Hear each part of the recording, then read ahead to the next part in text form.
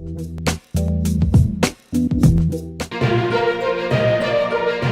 ఉప ముఖ్యమంత్రి జనసేన అధినేత పవన్ కళ్యాణ్ రాజకీయ ప్రయాణం ఇప్పుడు తీవ్ర చర్చకు దారితీస్తోంది.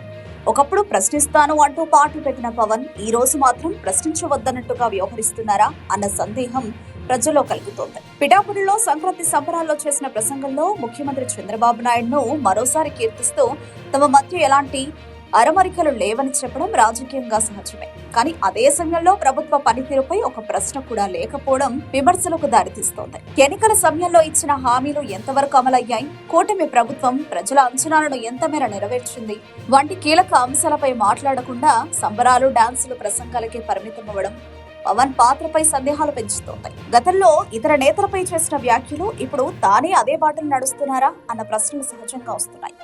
ఒకవైపు కులమతాలకు అతీతం అంటూ మాట్లాడుతూ మరోవైపు సందర్భానుసారం భిన్న స్వరాలు వినిపించడం రాజకీయ స్థిరత్వంపై ప్రశ్నలు లేపుతోంది. అలాగే వైసీపీపై తీవ్ర విమర్శలు చేసిన రోజులు గుర్తుకు వస్తే ప్రస్తుతం ఆ స్థాయి ప్రశ్నలు ఎందుకు లేవన్నది కూడా చర్చనీయాంశమే.